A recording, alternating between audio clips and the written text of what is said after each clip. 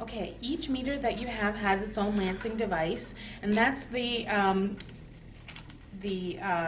equipment that you'll need to actually put the needle in to pick your finger to get your drop of blood. Again, if you're not certain of how to use the specific one that you have, it'd be best to contact your diabetes educator so they can go over that with you. Today I'm just going to kind of give a quick demonstration with the equipment that I have here.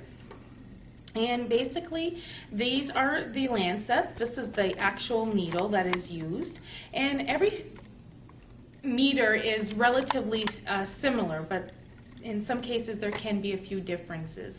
You would put the needle right into the opening of your device, and they all have a cap that's covering the needle. You need to twist that off. Once you twist that cap off,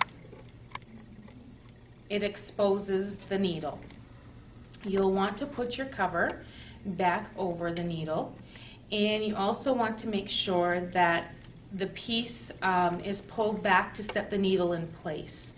Usually they all have a button that you would press to release the needle to pick your finger, and that's what that is. And if you should hit that button by mistake while you're adjusting things, all you need to do is pull back on the other piece to make sure that the needle's set in place again. Most lancing devices as well have a system here with a 1, 2, 3 numbering system. Basically, if you start at the number 1, that is tells you the depth that the needle is going to go in order to get the drop of blood.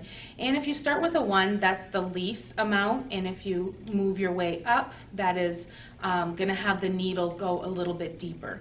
This is useful for people who may have jobs that they use their hands a lot. They may have some callousing or very tough skin.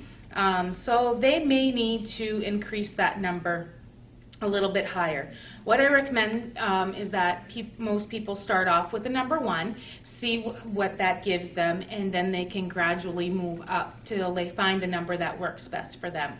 I also do recommend that when you do pick your finger, just because if you don't feel anything initially, what I do recommend is that you do try to squeeze a little bit to see if you got a drop of blood. Because sometimes, even at the number 1, you may not really feel a large pick, but you still have a good drop of blood. So I do recommend that people try that first before automatically moving up to the next number.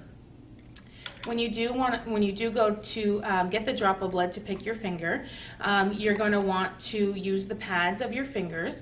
You're not going to go directly onto the very tip, because that tends to be where the most nerve endings are. But on the other side, you don't want to go too far off to the side. So you want to use the pads of your fingers. You also want to make sure that if you're testing your blood sugar often, that you do rotate your fingers and not always use the same finger, because that can get very painful and also make the skin in that area more tough and more difficult to get a drop of blood. We do recommend that after testing your blood sugar, you do change your needles each time. Your test strips, these test strips, there is an expiration date on every bottle of test strips that you get. You always want to make sure when you're using your test strips that your test strips have not expired. The other thing is that once you've opened a bottle of test strips, they're good for 3 months. Test strips are very light and heat sensitive, so if you should be testing your blood sugar and get a number that you've never had before, let's say you get an extremely high number or an extremely low number, and it's not matching the way that you're feeling, then you may want to do a control test to make sure that your test strips are working appropriately. Another time that you may want to do a control test is if you happen to drop your meter and you're not sure if you're getting an accurate number. The control solution also has an expiration date on the bottle. You want to make sure that you do not use this past the expiration date, and again, once you've opened this bottle and start using it, it's only good for 3 months. So you'll want to date your bottle so you know when to get rid of it. We can do a control solution test just so you can see how that is. When you take your strip out of the bottle and you put, for most meters, when you put the test strip in, it will automatically turn your meter on for you. So you don't need to turn your meter on and off before. You just take a test strip out, put it in, and the meter will go on. It will give you a little symbol here saying that it's ready for a drop of blood or your control solution. For the control solution, you're going to take a little drop, and you can go ahead and put a drop right on your finger. A little bit easier to do it this way so you don't get control solution everywhere. And then you're going to, most of these strips are, the way that they're designed is that they actually will suck up the sample. So you want to take the strip and put it up against your blood or your control solution. And now it's going to continue doing the test. It's saying, giving a number of 91. So in order for me to see if this is, if my control solution is telling me that my strips and my meter are accurate, I'm going to want to compare. There are numbers on your bottles of test strips. There's usually different ranges in order for you to check to make sure that your test strips and your meter are falling within the range. And for here, the number we have on the meter is 91. The normal range is 83 to 125, so we fall within the normal range. So that's telling me that my test strips and my meter are working fine. If you should happen to have a bad batch of test strips, that can happen sometimes, and you notice that your test strips are not falling within the range, you can contact your pharmacy, and oftentimes they'll be able to change your test strips for you, especially if it's shown to be a bad batch. Now, in order to do a blood sugar test, you would do the same steps as what we just did for the control solution. You would take a test strip and you would go ahead and put that into your meter. That turns the meter on. We have our Lancet and our lancing device already set up as we've gone over. Make sure that this is set in place, and then for today's purposes,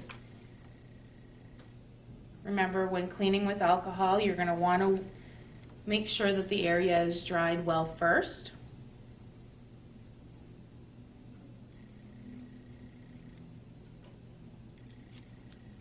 And then you're going to take your device. You do need to take your lancing device. You need to make sure that you have it up against your finger securely. You don't want, if your hands shake or anything like that, you may want to make sure you're up against the surface just to support.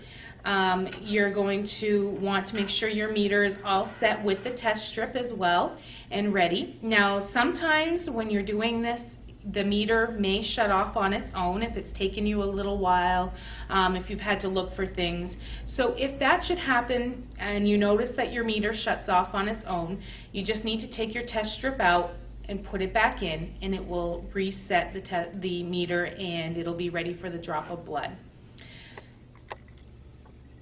When you put your lancing device here against your finger, you're going to want to have it in a position so you can press the button to pick your finger. Once you do that, now you can tell I don't really have a very large drop of blood here, but if I just squeeze a little bit, then I get a good sized drop of blood. Most of these meters, you do not need to have a very large drop. This should be sufficient. Put the test strip up against the sample, and then it's going to give a result. And this one is saying that I'm 111. One of the things to make sure of when you're testing your blood sugar is that you do wait at least 2 hours after you've eaten a meal, because you can get a higher blood sugar if you have just eaten something within a half hour to an hour of testing your blood sugar. So that's something to take into consideration. Now, if you should happen, before I move on too quickly, to get rid of your used needle, if you've kept your little cap that was on the needle when you originally started, you can just go ahead and put that needle into the cap itself so it does cover the needle. So you don't pick yourself again when you're trying to take the needle out of your lancing device. And then if you happen to have something like a Sharps container, you can go ahead and put it in there. If not, then you can use something like a heavy plastic bottle, like an empty detergent bottle that has a screw on top, and you can go ahead and put your needles in there. Make sure you put needles and do not recycle on the bottle. Make sure it does have a screw on cap so that way people, it's not easily gone into. And then some places, some areas do have programs in their town to get rid of needles, so that may be something you want to check with your diabetes educator or your physician to see what kind of programs your town may offer in order to expose of the needles once you have them in a container.